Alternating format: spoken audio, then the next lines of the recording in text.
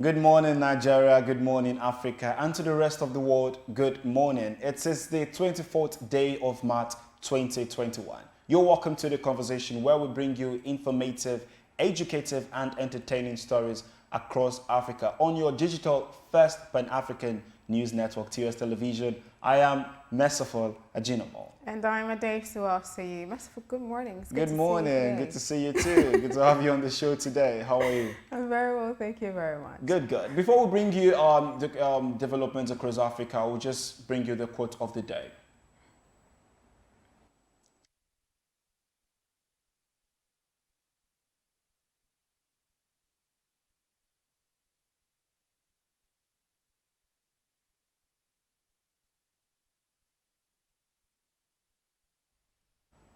Yeah, that's a Yoruba proverb coming from the Western Nigeria that says, when you damage the character of others, you damage your own. What do you have to say about that?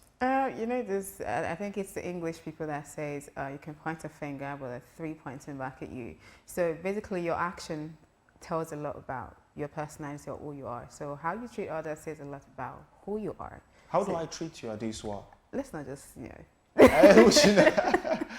Okay. So how you treat others, how you treat others. Yeah. It's just a reflection of how you treat yourself. Yeah, exactly. Makes sense. All right, we'll be bringing you developments across Africa now, but we'll take a break, and when we come back, we'll dive into the section.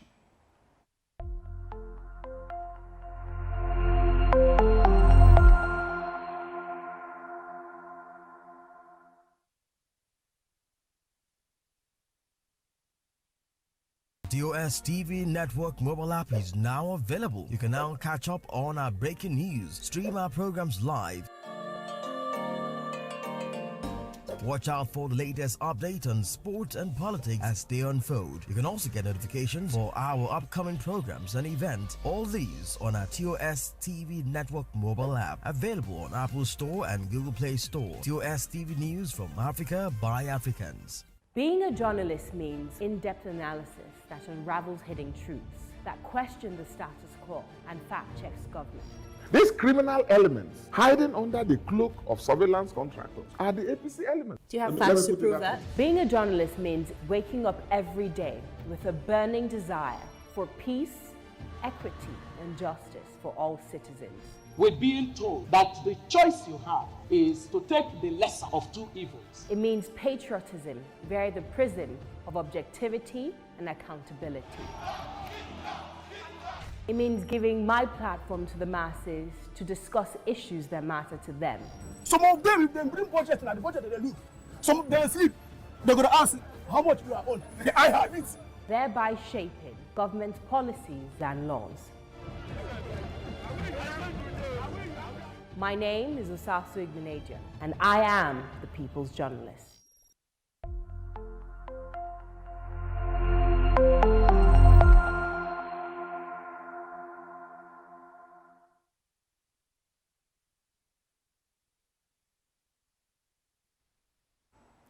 Welcome back, and we'll move straight into development across Africa, starting from Uganda, where, the Ugandan authorities have placed a bounty, on killers of 6 lions in Uganda's national park. Now, the Ugandan Wildlife Authority on Monday offered cash rewards for information leading to the arrest of killers of 6 lions in Queen Elizabeth National Park in the western region of Uganda. A bounty of 10 million Ugandan shilling, that's approximately $2,000, has been offered to any individual with information that would lead to the arrest and prosecution of the people behind the heinous act.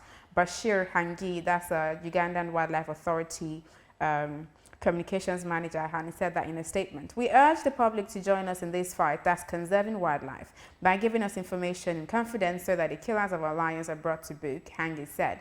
Conserving our wildlife resources is a duty for all Ugandans, and we should all work together in fighting all forms of wildlife crime, he added. On Saturday, the National Wildlife Conservation Agency confirmed the lions died of poisoning.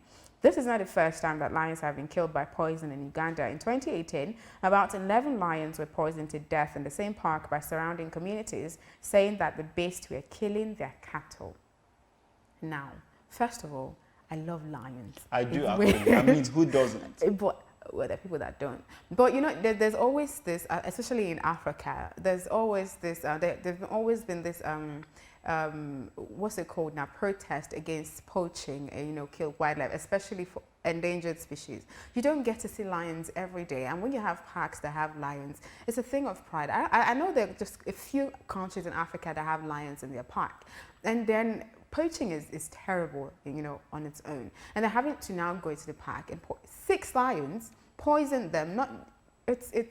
I think it's inhumane to do that. And I think, you know, conserving wildlife is one of the goals of the sustainable development that, you know, we're supposed to achieve, you know, protect life on land, protect life on water, protect wildlife, you know, trees, all of that. Because it's all part of the ecosystem. It revolves, right? We cannot just have humans on Earth. We need those animals too, right? I look forward to a time where, you know, especially in Africa, where we get normal with seeing animals, even wild animals as well, including wild cats, you know, live and just be around our surroundings, you know, live with us. It's very possible because these things are quite rare in Africa. You know, when you see the first instinct of someone when he sees like a wild animal is, okay, how do I put an end to this, to this animal? Because people on Twitter, you know, have come out to say, how can we even live with these things that they are capable of killing people? And then they're forgetting that these are animals. And remember, scientists say humans are higher animals. So what if they are thinking from our perspective, like when an animal sees us, they want to just, you know.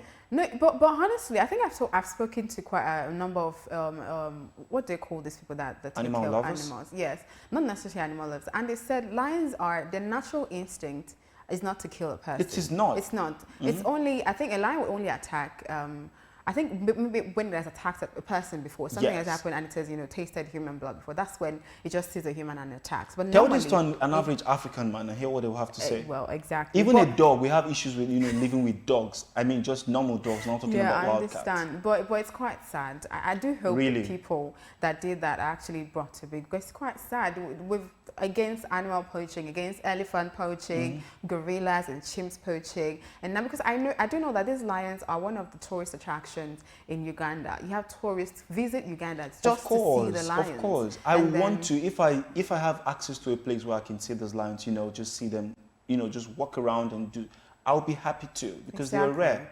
But it's quite sad. Please very sad. Stop killing these animals. Thank you very much. All right, we'll move on to Gambia, where lawmakers on Monday rejected a government proposal to lift a ban on skin lightening products, which are widely used across Africa. Skin lightening is also practiced in other parts of the world, such as South Asia and the Middle East, and is particularly popular among women. But it is controversial, with many people arguing that the phenomenon is a toxic legacy of colonialism, and that the bleaching agents used to lighten skin pose health risks. Yahya Jammeh, who for 22 years ruled the tiny West African state with an iron fist, banned the practice in 1996. The former president fled the Gambia in 2017 after losing presidential elections to a relative unknown, Adama Barrow. Barrow's government sought to lift the skin bleaching ban last year, arguing that it discriminated against women. And Justice Minister Dauda Jallow also argued that criminalizing people for using cosmetic products was an unfair punishment. What is this, in your opinion? Is this an unfair punishment? Is something that we feel? I do agree with the latter part that says, you know, criminalizing people for using skin lightening products is unfair, because people can decide to you know, do whatever they want to do. You understand? So having to make it a criminal offense for want to lighten your skin is what I have a problem with, because it feels as though you're taking away the right to make decisions for myself, right? In as much as skin bleaching is very, very toxic to, you know, your body, it's very unhealthy, right? But having to now say, look, we're making this a criminal offense. If you bleach your skin, maybe you're going to attract a fine or something. I think that's taking it to the extreme. You know, some professionals have argued that there's what we call skin bleaching, there's what we call skin toning, and there are different, you know, concepts in entirety. I think somebody had said that toning is just basically making your skin brighter, properly taking care of it and making it brighter. But skin bleaching will be taking, like, it's like a direct contrast from what you wear. It's like from Merciful to Adesoa. I do know that a Nigerian senator, I think Oluremi Tinubu, had come out to say one time that NAFDAC should, what's the word she used now? Should probe, you know, sellers of, you know, skin lightening products and all of that. But a take on it was that people should know what they're using, right? Because I know I'm talking for here in Nigeria, a lot of these products don't have the ingredients or anything on it. So you don't even know what it contains. You don't even know how harmful they are. You don't even know what it is you're putting on your skin. They just tell you, it just lightens your skin. It's healthy. Some of them even go under the guise of it's organic. It's totally organic, natural products, no harmful effect. But it's all lies, right? Because I know from personal experience, I've tried some of these organic products and they were so harsh on my skin because I'm naturally very light skinned, right? And I just wanted something that would just moisturize my skin and all that stuff. And I told them, I don't want anything that would bleach my skin. I just want to maintain I think my the total skin tone. definition of skin bleaching is, for instance, me turning to your color. Exactly, that's what I'm saying. Because if From we're going to myself talk to about, others, if people are going to talk about, you know, skin toning and everything, you know, Yeah. getting a shade lighter from the skin, that's normal. But this is funny because if they're going to criminalize people using bleaching creams to tone colors, it means when you see someone, you have to bring their previous picture and say, oh, this is not how. But I just think basically they should just tell them that they should be open and transparent with whatever products are using. So if I'm going to go and buy a product, I already know what I'm spending my money on and I already know the side effect and everything. So if I go ahead to use it, then it's all on me, the end user. So it's no longer who produced it, but it's on me because I saw it, you were open with it, and I still decided that, look, I want to do this, right? But having to now say, look, this is all natural, and then it turns out it's actually not natural. They're all chemical based and very toxic chemicals for that matter. That can be criminalized, right? Yeah. Not criminalizing somebody who decided, look, I want to bleach my skin. I think it's because self-confidence is different for different people. I could be this shade light, and I would say I don't think I want to be this light. I probably want to be a little bit darker. And I've heard people who are very as light as I am and say, look, I would actually give you anything to, you know, be darker. My opinion on this is pretty much from the root cause, you know, addressing the matters from those who are manufacturing this product and, you know, selling it and not really addressing people who are using it because they may be using it and some people may not even know that it's a bleaching cream. Yes, that's what I'm saying. Because you know you have to use a product before you can know the because skins are different. I've heard people say, "Oh, I've used this product, it didn't work for me. My friend used this product and it was really wonderful." Yeah, it was really nice. So, and we can't just go ahead and you know, arrest people for you know, getting a different color and stuff. But I don't understand, you know, there's this African thing of saying, look, whatever it's not African is an offshoot of colonialism and all of that stuff. So they always quick to blame stuff on, you know, colonialism and all of that. I think that's what they're saying. Look, I think the hidden message there is be confident in your own skin. I think that's what they're trying to say. You're black, be confident in your black skin. I am black. And all of that stuff. Yeah, I think that's what they're trying to drive. But you can't force people to, you know, accept what they don't want to accept. All right. That's true. Okay, That's moving over, coming back here in Nigeria. Africa's richest man, Aliko Dangote, has disclosed that one of his closely held assets, the $2.5 billion granulated fertilizer plant located in Lekki Free Trade Zone, will commence operation in Nigeria in the first week of April. The billionaire, whose current wealth is valued at $16.6 billion, revealed this on Saturday during a tour of the petrochemicals and refinery complex facilities by the governor of Lagos State, Babajide Sanwo-Olu, and his team. The granulated area fertilizer plant, which is expected to commence operation next week, has been pushed back severally for reasons such as access to forex, the ailing economy, and more recently the COVID-19 pandemic. In a bid to scale up production, further plans have been made to expand the plant's 3 million metric tons per annum capacity to produce multiple grades of fertilizers to meet soil, crop, and climate-specific requirements for the African continent. All right, talking about the World Water Day, to commemorate the 2021 World Water Day, the United Nations Children's Fund, as UNICEF, has said that 26.5 million Nigerian children do not have enough water to meet their daily needs and are experiencing high or extremely high water vulnerability. A new analysis released by UNICEF says 1 in 5 children worldwide lack water to meet their everyday needs, stating that the analysis is part of the Water Security for All initiative, which identifies areas where physical water scarcity risks overlap with poor water service levels.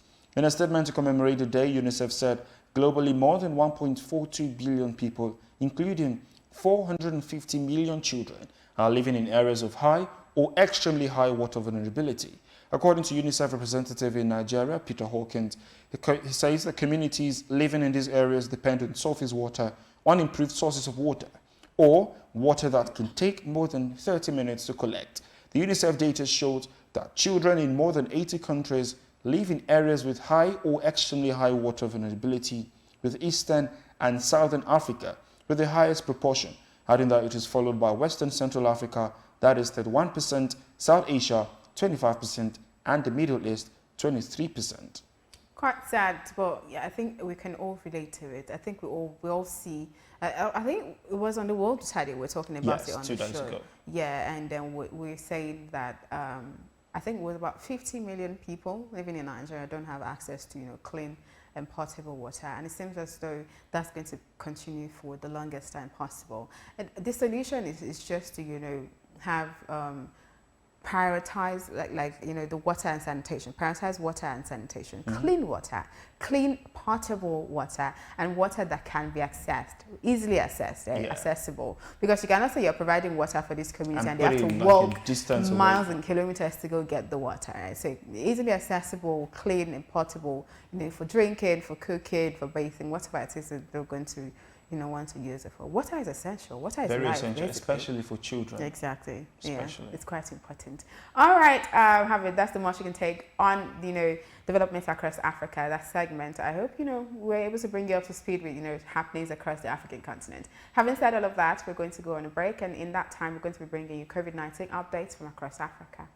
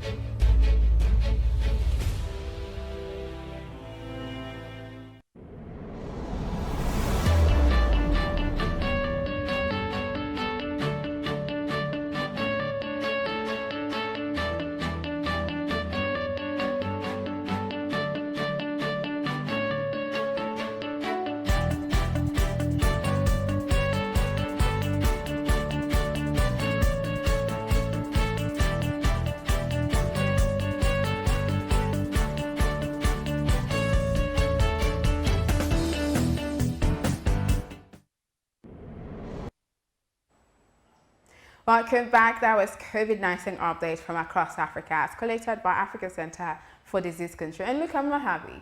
Yes, I'm not, because I saw the numbers are increasing. We're supposed to be having a reduction in the numbers, both in the numbers of active cases, numbers of death. I saw an increment, and that's quite sad. And so I will say what I always say on the show. Please, let's take proper precautions, right? If your country has started rolling out vaccines, get vaccinated. As long as it's been proven safe, safe for use, get vaccinated. And if your country or your state, if you're in Nigeria, has not started rolling out vaccines yet, I hope you've registered though. And then if you've registered and the vaccination process haven't started, take precautions, wear your face mask, sanitize properly, social distance, do everything that you need to do so we can beat COVID in 2021. Like I always say, we can't take COVID to 2022. We have to beat it this year, and you have to do your part. So play your part so you and the next person can be safe, right? Having said all of that, we're going to go straight into newspaper headlines for this morning. And I'm going to be starting from the Blueprint newspaper, starting from the very top. And this one is on insurgency. Nigerian troops not sufficiently armed. That's coming from ex-general. And then the first rider under that urges Buhari to commission retired generals to interact with troops. And then the second rider under that, procurement inadequate or yet to be delivered.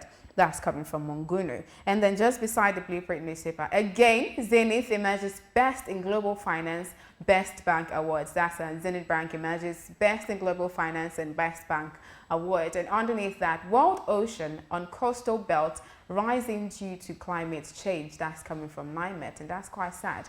And then we have Yoruba Nation never asked for secession. That story is on the Blueprint newspaper as well. Now moving over to the very gaping headline on the Blueprint newspaper, financial autonomy Enough of executive slavery, parliamentary workers declare. And there's 3 riders under that. The first one, ground state assemblies nationwide, says governors behind our woes. Insists legislative financial autonomy constitutional right. And then speakers, governors finalizing talks on request. That's from Oyo Speaker, and that story is on page 6 of the Blueprint newspaper. And just underneath the picture of the day, the very colorful picture of the day, by the way, APC will rule Nigeria for 32 years, Buni declares. And that story is on page 5. And the rider, National Convention feasible in June. And then there's another headline on the Blueprint newspaper. Gunmen kill clinic staff, 2 others injure 3 in Kaduna communities. PDP yet to decide on zoning. That's coming from Olugbodinyo. That's on page 5. Money laundering, court rules against Ize Yamu insist on jurisdiction. That story is on page 9. And the last headline on the Blueprint newspaper this morning, Imo North, I never directed petition against Supreme Court justices. That's coming from APC chair. All of these stories you can find on the Blueprint newspaper. All right, we'll move on to the national economy. I'll begin from the very top as well. And the story starts, Senate moves to recover 16 trillion naira AMCON loans. That's coming from the national economy. I'll move on to the very gaping headline on the paper. Food inflation may hit 30% despite CBN's 1.5 trillion naira agric interventions. Then the writer says, as MPC retains NPR at 11.5%. And underneath the picture of the day, it says, while federal government exempted taxes for minimum wage earners, that's coming from President Muhammadu Buhari, that can be found on the national economy. And the last story is European lockdowns crash oil prices. That can be found on page 6 of the National Economy newspaper. All right, moving away from the national economy to the Daily Trust, starting from the very top as well. The first one says, tuberculosis kills 18 people every hour. That is very sad, actually. And then beside that, troops neutralize 1,000 bandits, recover 700 weapons in 3 years. And APC working to rule for 32 years. That's coming from Buni. And then the very gaping headline on the Daily Trust this morning, 2023. Crack in Buhari Tinubu camps widens. And there are 4 riders underneath that headline. The first one, 14 months after Ashiwaju yet to meet president. Then the next one, their relationship cordial, says media aid. I think that's media aid to Ashiwaju Bola Ahmed Tinubu. And then the third one, supporters of ex-governor explore options. The last one says presidency manipulated to diminish Tinubu. Then Don is saying that. And then we have the picture of the day, and I think this is a protest. I'm not sure what protest that is exactly. And then underneath that, parliamentary workers ground state assembly. And underneath that one, federal governments to concession 12 roads targets 250,000 jobs. Dangote Cement earmarks 97 billion naira for tax. And then the last headline on the Daily Trust newspaper this morning says, policewoman still missing after Imo attack. These stories and headlines are inside, the Daily Trust newspaper. Get yourself a copy. All right, we'll move on to the Daily Times newspaper. I'll begin from the very top, where CBN retains economic parameters, currency in circulation drops by 1.8%, and that can be found on the Daily Times newspaper. And then to the very obvious headline, tension as senators trade words over size population of constituencies. That can be found on page 2 of the Daily Times. And then we see a picture of the day that cuts across several of the newspapers today. And just underneath that, we see zoning 2023. We are yet to adopt position on zoning, coming from the People's Democratic Party. And side by side is Yoruba Station. Akintoye replies Akeredolu, says agitation for Yoruba will be bloodless, intellectually rooted. That's coming from a move to create a Yoruba nation. And just side by side is rule. APC will rule for more than 30 years, coming from the National Acting Chair, Buni, as his boasting. And that can be found on page 24 of the Daily Times. And then the last newspaper we're going to be reviewing this morning is the Leadership newspaper, and starting from, the very top as well. Dangote Cement to pay 97 billion naira in corporate tax. And then underneath that, again, Zenith emerges best bank in Nigeria. And so the very obvious headline there, parliamentary workers shut down state assemblies, says it's either financial autonomy for legislature or nothing. And then beside that, we need 32 years to deliver our mandates. That's coming from the APC, you know, that's the ruling party in Nigeria. And then the rider under that ruling party registered 36 million members, says Baduru. And then this picture of the day has been replicated across all you know, the newspapers that were read this morning. And turns out it's a picture of, you know, it's a cross-section of Nigerian army soldiers who lost parts of their bodies to battle. And that's quite sad. And then the underneath the picture of the day, Ortom military takes over flashpoint. Nigeria losing billions daily to foreign miners. That's coming from the Senate. Bandits kill 4 in Kaduna village. APC blames insecurity for surging inflation. And then the last one under there says, man arrested for supplying motorcycles to bandits. All of these stories are on the Leadership newspaper this morning. Which one of these stories, you know, caught your attention? Yeah, it's the very obvious story, you know, the picture of the dead cuts across like 3 different newspapers that we read this morning. And it's pictures of, you know, Nigerian army military officers who lost parts of their bodies to battles. And it's a very sad one, you know. These are people who are on the very front line of battles, you know, battling insecurity, battling every challenge that we face security-wise. And you know, we've been always talking about security issue of insecurity that's been on the front burner of, you know, our talks on the conversation and other programs on TOS television. So seeing that these people who are engaged with these kind of issues have lost part of their bodies, like, it's a very sad one, because they are the ones tasked with the protection of our lives. Yes, and they're properties. on the front line every day to ensure that, you know, Nigerians are safe, you know, that lives and properties are safe, you know, and then having to see that they cannot, because I know that when they decided to enlist in the military, they knew, you know, the implications of all of that. They knew what they were signing up for, and I'm sure they did love it, and that was why they signed up for it. And to see that they wouldn't be able to, you know, do whatever they loved to do because, you know, they were injured in the front line. Kind of, you know, it's sad. But I do hope that there are measures put in place to ensure that they're well taken care of for life, right? Because they lost either a leg, a limb to, you know, fighting, you know, for security of the country, and they wouldn't be able to do that. I'm not sure if they were able to, you know, get work. And so I'm hoping that they're going to have, you know, therapy for mental health, because it does affect your mental health. Of course it does. I hope we're going to have therapy session, and then they're going to have, and you know, great welfare packages packages for them, you know, and their families to be well taken care of, because they might not be able to, you know, work to provide. And for many the of these people are they're like the breadwinners of the families. Exactly. Here. So exactly. if we have someone who is supplying bread to us every day and is losing something, that's a minus in the family. Exactly. So we should all call for, you know, some sort of great welfare package for the soldiers who are putting out their lives every day fighting insecurity. Respect to the Nigerian military, and thank you guys for all you do for, you know, protection of lives and property. Big thank you. Nigeria. All right, that's too much we can take on those are our headlines for this morning. We're going to go on a break, and when we come back, I will be taking you through what's trending on social media.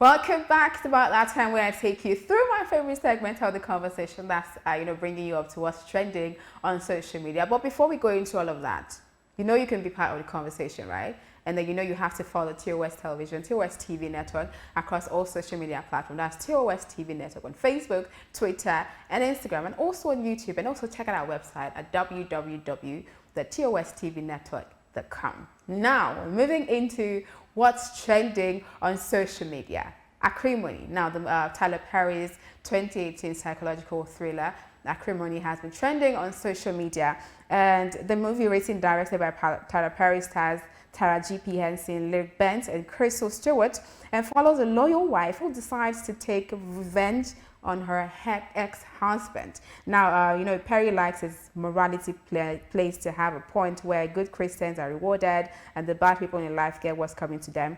But his message in Acrimony is kind of muddled. I'm sure, you know, quite a number of people have seen the movie because it created quite a buzz when it came out, when the movie came out. I don't think you would see the movie Acrimony and not feel some type of way, right? Some people have to blame this person, that's Tara G.P. Henson, and some people have to blame the husband. You know, it was back and forth. I remember when the movie came out, and we all had argument on the internet. Who was at people fault? saying who is at fault. Exactly. The movie created some sort of controversy.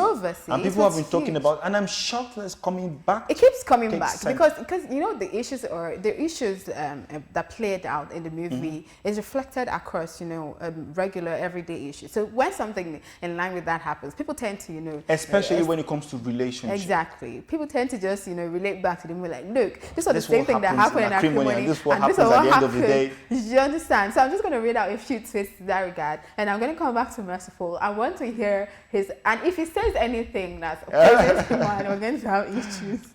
All right, so I'm going to read out a few tweets in that regard. The first one is from Empire Michi, and he says, in the end, the woman who didn't invest a lot in the guy's project got everything. Acrimony must be one of the saddest movies. And then the next one is from Taiwo Zusu, and he says the trauma she went through could have run someone mad or made them commit suicide. Because she didn't carve out her own path while supporting her husband doesn't make her foolish. That's the woman she is, and your motivational talk can't change anything about her. Acrimony. And then this one is from Sonjay_Kuto. I've watched Acrimony 10 times. I've blamed the man 4 times, blamed the lady 4 times, blamed the sisters 2 times. Tyler Perry is a confused person. And then the last one is from Ajibu McDonald. Out of all Tyler Perry movies, I think Acrimony is his best work. Well written and executed. Shout out to his guy. Yeah, I do agree with this last one. I've seen a lot for Tyler Perry movies. I think Tyler Perry has to be my favorite Hollywood new movie producer. Right? I don't know how he thinks, the kind of movies it's like he produces. And it's very relatable. You can actually just relate it to everyday life, and it's very talented. Obviously, Tyler Perry is a very talented person. And you can see that, you know, with my Dear series, how he plays like 4 different characters and interprets it really well. You could tell that that's a creative mind, and that comes out. I don't know if he does, you know, but he did write Acrimony, so it has to be in another space of mind to actually come up with that plot, right? But Merciful, who do you think is at fault in the movie? So first of all, you're talking about Tyler Perry. I think someone who could have pulled that job off that seamless and very easy has to be someone who has had a touch on experience, meaning someone who has seen that happen or has been told by someone who has been affected by that kind of relationship. Well, he had always said that he didn't come from a perfect home. I think his mom and his dad, his mom had been a victim of abuse, you know, violence and all of that stuff. So I think he works, you know, from that space of mind, and then all of his movies are trying to, you know, address, you know, all of those societal issues, especially marital issues, you know, relationship issues. But this one is entirely different, right? It's like, just draw your own conclusion by yourself. I think that's what the movie is saying. So, and I'm waiting. Merciful. What's the conclusion? Like, what was the conclusion? When you're talking about conclusion, what are you looking for? Are you talking about the movie review? No, who do you think is at fault? Okay, what do I think? So first of all, when I saw the movie, I don't know if you saw the movie from the beginning to the end. I saw it like 3 times. Okay, I do not watch movies twice. I watched them once and because I was at the initial stage, I was like, wait, who's actually at fault here? Because it was easily, I first of all, like, oh, it has to be the guy. How do you do her like that? You see that tweet that says blame the person 4 times. 4 times, exactly. the woman 4 times, the sisters. So it shows that everyone has a role to play in all of this. For a relationship to work, everybody does have a role to play. Not just the 2 people in a relationship, also their relationship, the families, the people that are related to them. So first of all, we should understand that humans are humans. They are dynamic. They can change, whether it's the guy or the lady. So people should not come up without, you know, the mentality of, this is how this person has been. This is how he will still be throughout. So that's what happens. Relationship is a process. When 2 people come together, they learn. I'm not giving you like a tip now. I'm not like teaching you or something. You're But I'm just letting you know no, that you're yes, still giving relationship that we advice. cannot entirely say the fault is the man and the fault is the woman. But we should just know that people should learn to adapt to their spouses. Wait, because in relation to this movie, what is supposed to be adapted to? Because I saw the movie, so let me break it down for you, right? So the mission school, right? And then from that onset, she had always believed in his dream and always sponsored it, right? She even had to give up on her own to ensure that his dream, because he had this big dream, I want to create this. And for the 10 years, I think, or over 10 years, she had sponsored, she sold her inheritance and everything to sponsor this man's dream. This man who was there to just stay home and not do anything and just work on this No, don't dream. say not doing anything. He wasn't doing anything. It was basically just working on this project. And she was like... That's a work.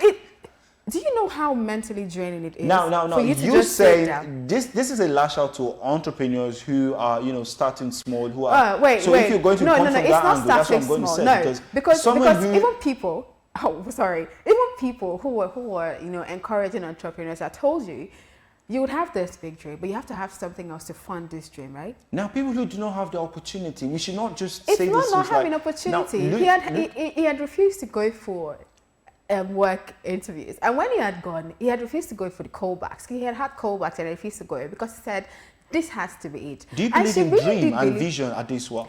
Nobody's saying drop it. She didn't say drop it. All she's saying like I need support. Like I can't. You have not carry the finished weight. reviewing the film Exactly. yet, but I have to call you out on this particular thing you just said. Like someone I who, think I would never who is agree on this passionate one. about what he's doing, someone who every day devotes a time, invests everything, his work, his time, What his did he life invest? in it. His energy. His Whatever energy. he had, he invested. What did she invest in the dream? Obviously, this What did person she was invest in the She was money. Did she have the money? She does. She did. No, she sold her inheritance. She didn't have that. She had to take up jobs that she didn't like. Did he have an she could inheritance? so she could fund this dream, right? Okay. So basically, I'm not saying. No. So she was very right. basically- Like it was a very good thing. I think people Exactly. should encourage But their spouses and everything. what she was actually after the whole time was, this is becoming mentally draining for me. I cannot keep on carrying the weight of the family. I need help. I need That's support, true, right? 100. So you need to help me out. But he was like, I can't do anything else. This has to be it. So every day for 10 years, he has sat on this and said, this is what it's going to be. And I know how the effect that could have Until... they were saying that he was mentally exhausting for her. She was becoming very uninterested. She was becoming really depressed. And her sisters had to come and look, you can't keep doing this, right? You have sold everything. You are giving everything into this thing and it's not working. So basically all you have to do is you leave, right? And then the man was like, okay, I'm going to get a job, right? And then the day he was supposed to get a job, he decided to say, look, somebody had called me for this same project, right? So it's back and forth, right? Back and forth. I do understand her standpoint. And I think most African women are like that. Very I supportive. want you to finish before Very you talk about your no, standpoint. I'm just going to go and do this. Very This is my Very problem, supportive. yeah. I want you to look at the whole thing holistically. Before I started my review, I said everyone all had faults. But now, failing, because this is my take now, failing to bring about the issue of her, not staying put, her not being, resilient and till the end, very end, when something now happened. How did you know something was going to happen? Like in real life? Because it's a two-way thing, yeah? Talk about but you're not dreams. in real Let's life. talk about dreams, No, but yeah. you're not in real life. Some dreams don't come true. Do you know? Of course they do Exactly. not. So what But is it's the constant working. What you put in. If you had the mindset, if you ever believed in a dream and you put in something, that shows you have committed to that dream. Do you understand? So if you were able in the past to have committed to a dream, it shows that you have to stay there. You have to stay there, but you should stay there. Yeah. No, she's not. You're not Because getting this the man point. it was obvious he loved her. It was very obvious. Are you sure? Are you sure everything he did? had, everything. Come Are you on. sure he did? If you watch the because, movie, you will see because a lot of people are subliminal of the opinion actions. that it was just an opportunity because he saw that she could finance and sponsor his dream, so he decided to stay with her. He had been manipulative from the onset, from the very onset, even while they were in school. When you he say had been very manipulative, are you talking about? You saw the movie. He had been very manipulative. He knows that. He doesn't just outrightly say, "I need money for this." He comes out and says, "Oh, I want to do this." It's cool. He had gaslighted her. He had played mind games. I think we should stop all this before. So basically, my point is, I literally cannot say who was at fault, right? I literally cannot say it's Taraji. That's But the at the lady, end of the day, yeah. At the end of the day, like, if if someone wants to stay with you, and someone has decided to, you know, live this life with you, at the end of the day, the person should understand that, yeah, people can make mistakes. It's not a mistake. I don't understand why you're excusing it as a mistake. So, do you understand? Do you know when they say somebody's bad for your mental health? I think you should tell me something. Yeah? Yeah? I think you should tell me. So at what point did everything change? I don't know what you're asking me. Okay, if you watch the movie, I want to just ask you one question. At what point did everything change? That's talking about a woman who was there from the beginning, a man who was struggling, and now a woman who was not there, and a man who became. That's what you said. It was as though he was like doing she sold so much. He wasn't struggling. He was just reaping. That was what he was doing. All right. It's obvious that we have different sides to this story, but yes, again, we have to come to a balance, and our balance is that second to the last tweet where we say they all. But you are not. You're refusing to agree that she had a part to play in all of this. Of course she did. So what was her part? I said I would no. Well, I'm keen to hear you say. First of all, I said I wouldn't blame her because it's reflective of what we've seen every African woman do. Be supportive of this person. If they decide to be with you and then they do believe in your capacity and your intellect, they would want to stick with you, right? So I don't blame her for that. And then, but the part it was when, I think when the part you blame her, I want you to say that. She saw that.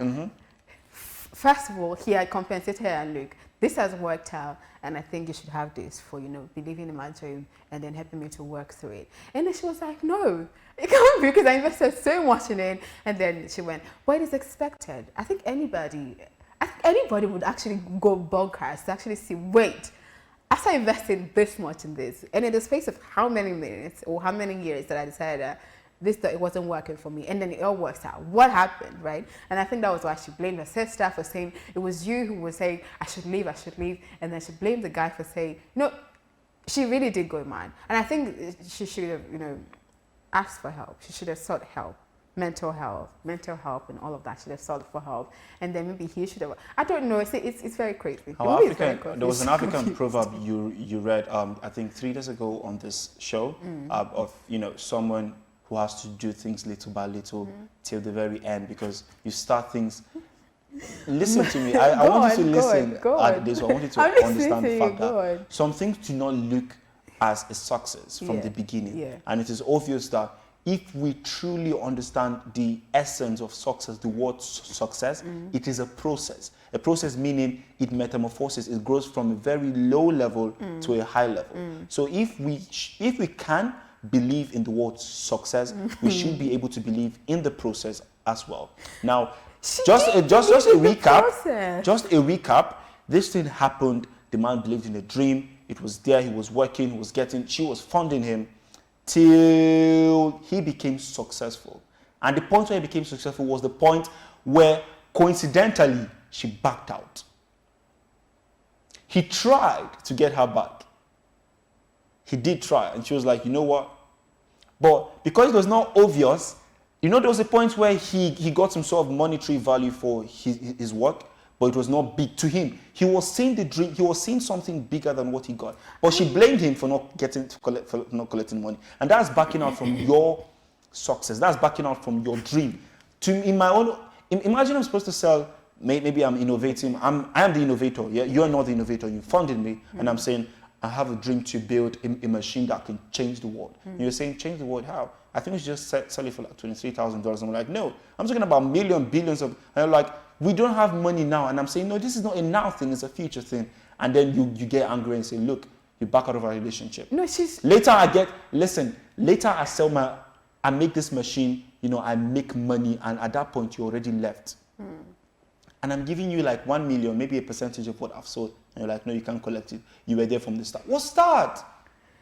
Have you realized that in everything I was saying, I didn't mention I've been there from the start and then not reaping from it, right? Okay. So that wasn't even my take. Okay, this is my take. That's your take. But they're both at fault, yeah. He should have. My point what is, he should have done. My point was, it wasn't about her backing away from the dream, because she did believe in the dream. The point was having her get to the point of exhaustion mentally, physically, and emotionally, right? This is somebody that I've been with. This is somebody that, and she constantly said, I need support, right? I don't have anything anymore. Do you know what it means to be physically, emotionally, and mentally drained? I know. It's I really It takes do. a lot from you. And this is someone that wasn't even interested in anything anymore. You could see somebody that went from being so bubbly to not be interested in anything anymore. Having this person at home, and then it takes a lot. And then all she was asking for was support, right? I blame all this on so Tyler you could Perry. exactly. Let's just be Tyler Perry. I do blame all this on Tyler Tyler Perry. Perry Like, is to be blamed, right? this work that he put out exactly. for us to keep talking about something and, you know, going back and forth, I do blame him. All right, Tyler Perry is to be blamed for everything that happened. But in a nutshell, everyone deserves happiness in their relationship. Exactly. They deserve to be happy. Whatever you do, you know, always come to a point where you can Support- easily communicate. Support Your is very partner. important. Very, very Exactly. important. And please Exactly. stay put. I cannot keep emphasizing the word. Don't say stay put. Stay put. If something is When I bad say for stay your put- mental health, don't No. stay put. When I say stay put, I'm not meaning cage yourself or keep yourself in bondage. When I say stay put, is keep believing what you believe in. Yeah, that's what I mean. Okay. We're not talking I'm not talking about the movie right now at this No, one. I'm saying you said stay put. It's All right, not stay put. I mean, if it's toxic, like run away. Exactly. Please, Having mental health is said very that- important. Happiness is very important. Exactly. Having said that, it's quite confusing. All right, we're going to go on a break now. And when we come back, we'll be bringing you the big story. Luke.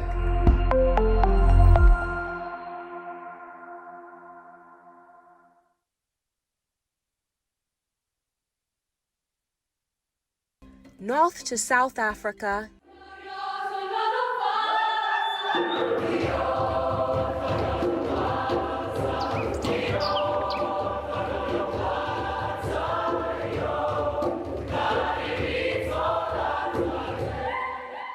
East to West Africa,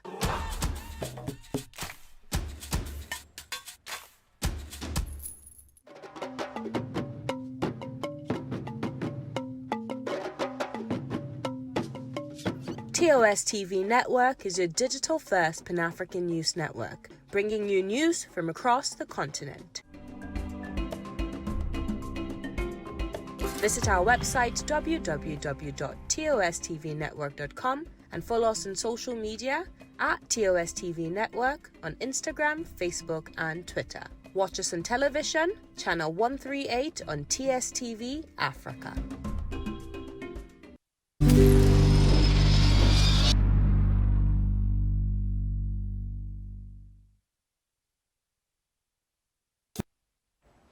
You're welcome back to the conversation showing on your digital first Pan-African news network, TOS Television. And it's that time we bring you the crux of the program. That is the big story.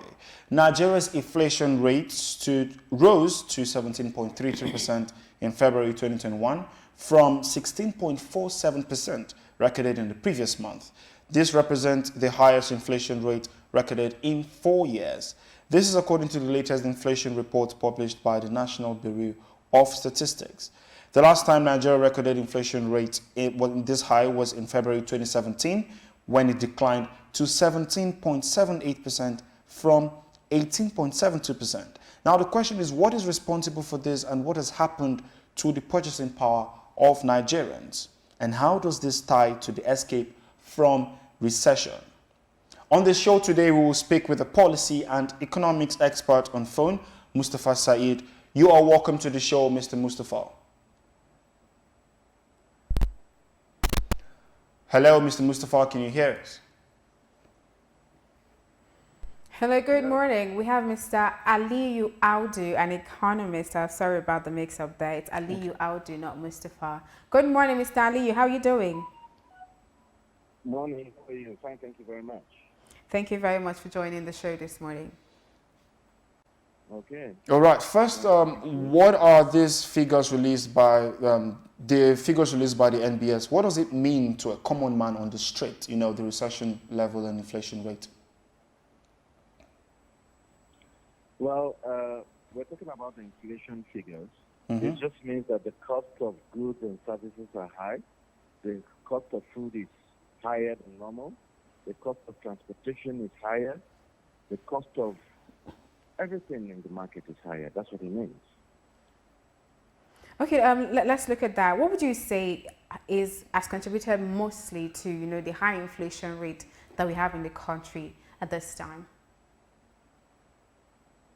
Sorry, I didn't get that. What would you say is the highest contributor to the inflation rates that Nigeria is experiencing at this time? The highest inflation rate. Can you be louder, please? Okay, what you're saying is like, what has contributed to the inflation rate? What is the highest contributing factor that has caused this much? First of all, I think what affects us, especially the majority of Nigerians, is food. And what is contributing to the inflation rate is insecurity. Because, farmers cannot go to their farm to farm. That is going to reduce the amount, the food produce in the market. Shortage of food produce will lead to increase in price. That is the number one reason leading to increase in inflation.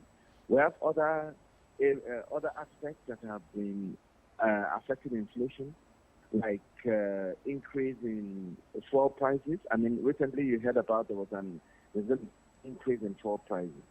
Now, all these news are not good for the economy. Such news increase inflation. Prior to that, you heard about increase in fuel prices. Mm-hmm. That means if you're traveling from here to Lagos, tickets will increase. So all these things are the things leading to increase in food prices and leading to increase in inflation. Mm. It is what we call cost push inflation.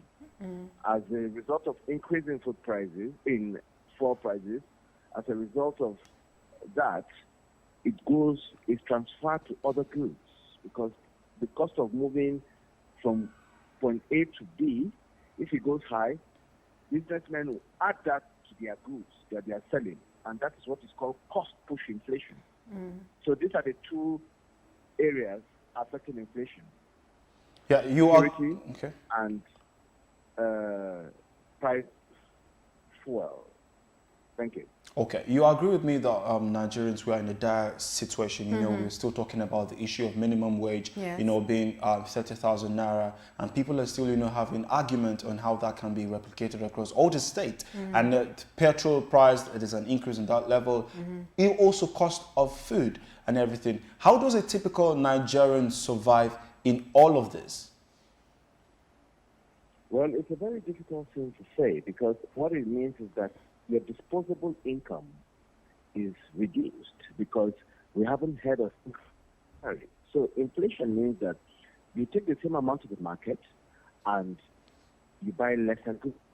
And as you know, we are just coming out of a recession. People are struggling. We have high unemployment rates. There are no jobs. This is not necessarily good news. Our minimum wage is 30,000. That has not increased, and food prices are increasing. We are an import-dependent economy. We export most of our goods. We are not producing. So all these things are affecting the economy, and this is not a man. So I think, a better solution for us is to be more dependent on our locally produced food materials, and also we need to tackle the insecurity that is really affecting the cost of goods and services, especially food. So these are the things we need to do. And unfortunately, it is the common man, the ordinary Nigerian bearing this. And this is not good news at all.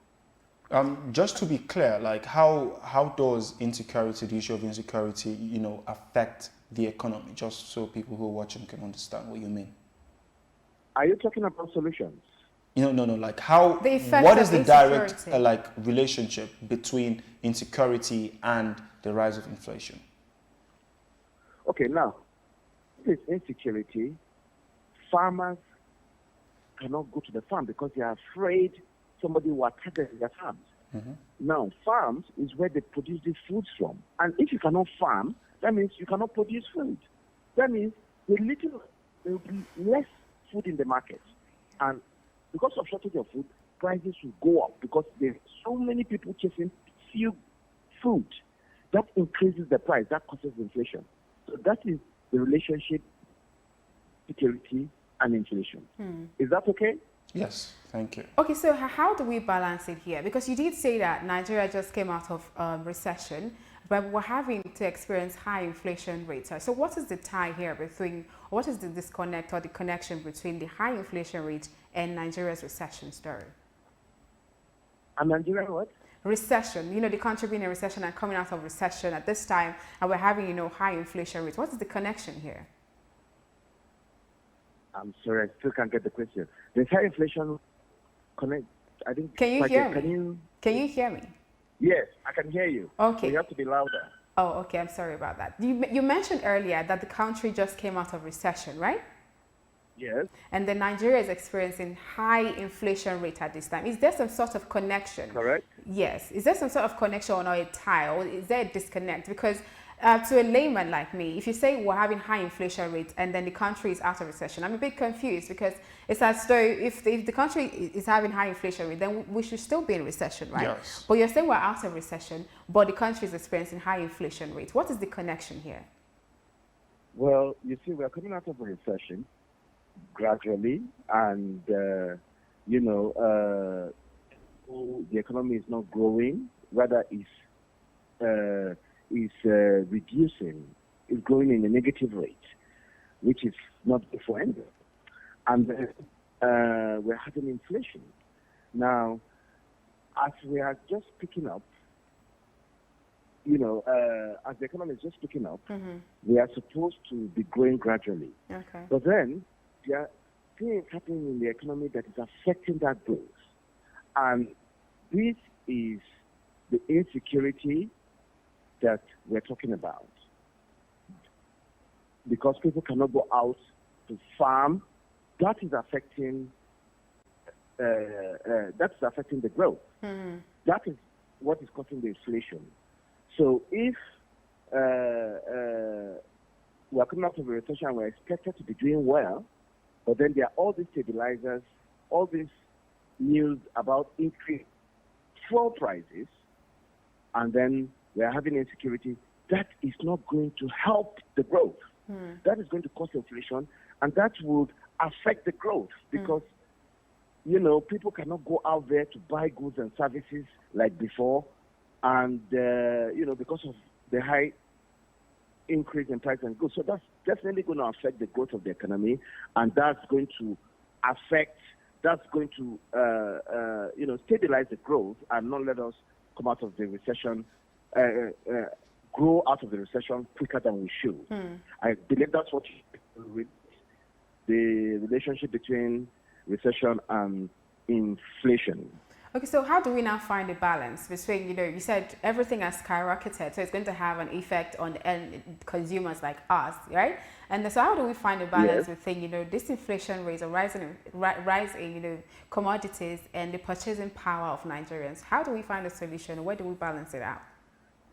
The only solution is for us to work on our security. You can't say you're going to push the security aside, because security investment, people are worried to invest because of security. People can't go out because of security. It's a production.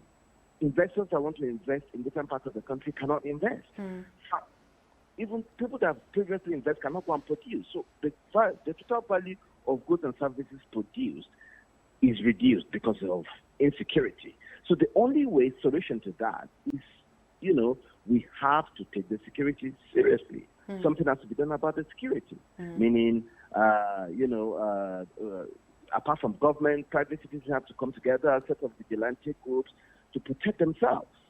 As such, within the confines of the law, this is what we need to do. But we cannot say we're going to, forget about security and we expect magic to be done. We can't say that. We're also an import-dependent economy. We import food, milk, sugar. We import all of that. We have an importation bill of 5 billion. Yeah, that is why you see that we are always, there's a high demand for dollar, and dollar is going up because we're always importing things. Now, what is the solution to that? Protecting local content. That's what we need to do. Encouraging infant industries to produce things we need. Consumption, food, let's produce everything there. We have no business importing sugar. Burkina Faso produces 35% of their sugar. We produce 2% of our sugar. That is not good. We have enough land, according to African Development Bank, we have enough land to grow and even export sugar. So why are we importing sugar? This needs to stop. We have to protect local content. Okay. And how do we do this? Is by what we call import substitution industrialization, which has to be supported by the CBN. Support local companies, support local to grow this. Like, as you can see, the Buhari administration banned the importation of rice. Yes. Now you can see we are producing rice. Yes. We are now even exporting rice. We are the largest producer of rice in Africa. 5 years ago, 6 years ago, we were the second largest importer of rice, second to the European Union. What does that tell you? We have to go back to the drawing board and set our policies right to stop importation of what we eat. We have no business importing food. Thank you. Okay, but why do you see Nigeria now as a producing state rather than a consuming state? Because as it stands, we're still more of consumers than producers, right? But you're saying that we have to now look towards producing. So what do you see us? Where do you see us as a country? We need to change the narrative. We have very fertile land. Other countries don't have fertile land, and they're producing. Israel, for example, doesn't have fertile land like we do, but they are producing what they eat. We need to change the narrative. We need to start producing what we eat. We have no business importing. And that is in conjunction with private citizens and CBN supporting farm to farm and produce what we eat. We don't have business importing milk, sugar, fish, milk. All that needs to stop if we are serious. And the same initiative that was done for rice can be crops too. It is not magic. It is not rocket science. It can be done. We can do it. We did it before. Do you remember the days of the pyramid? Yes. We're the largest exporter of cocoa, 20% of cocoa of the world chocolates. So what are you telling me? We can do it. We just need the right in place. And unfortunately, one of those policies, one of those things that support growth, one of those things that support production is security. We have to have a good security. So no matter how you play it back, it still plays you back to security. So these are the things we need to do. There's no rocket science. There's no midway and say, oh, we'll do this little thing and rest. Let's go the long way. Let's go the long haul and have this done. Okay. Nigeria is blessed with beautiful agricultural land, and we can do a lot with it. Okay, so just to be clear, in your opinion, or personally, you feel as though security is the bedrock of everything else here in the country, right? Sorry? In your opinion, personally, you're of the opinion that security is the bedrock of everything else. So if we have security, everything else is spring is the bedrock. It's the bedrock to encourage production. Okay. We don't want to be a mediocre economy. We want to get to where we want. We are the largest market in Africa. Being the largest market in Africa, we have to have everything as the largest producers, the largest in everything, because the economy supports it. But if we're not doing that, there are inefficiencies in the economy. And what are those inefficiencies? Insecurity, overconsumption. Those are our myths. Once we can change the narrative, once we can change it, Nigeria is going to get to the promised land. That I assure you. All right. Thank you so much, Mr. Ali, for joining us on the show this morning. Thank you. Thank you very much. Thank you. That was Mr. Aliyu Audu, an economist based here in Nigeria. He did say Nigeria is like the largest economy, so we should be the largest in everything. But largest in everything except consumption, obviously. Yeah, because that's a different thing. Largest in production, we can't be the largest in consuming, so we have to live inwards towards producing more than we consume. I do hope that, because I know that this administration has been talking about trying to make Nigeria more of a producing state than consuming state. I think that was the step they took in closing the borders and say, look, we have to look towards producing some of the things that we consume. And I think they invested in rice production, gave lots of states funds to lands and funds to acquire lands and grow rice and then import and export. Yeah, so on a lighter note, when I see overconsumption, like what comes to a layman's mind is we're eating too much. I feel the same thing because I know mercifully loves food. So who doesn't? Like, food is needed to survive at this world. So if you're saying we should cut down, because personally I do not think there's only much someone can consume. Because we all have our systems that are designed in such a way that we can digest an extent, and when it's that's it. So when you say overconsume, I want everybody to always talk about that. What do you mean? Are you saying I'm eating too much? Because I don't look like I'm eating too much. Personally, I think Mesfo is eating too much as of consume. It doesn't look it, but yeah, he does eat too much. All right, thank you guys. Talk about that after the program.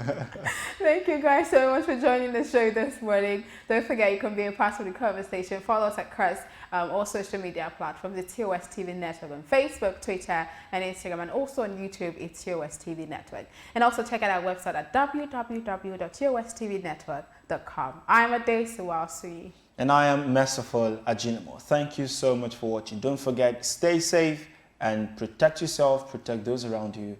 Have a great day.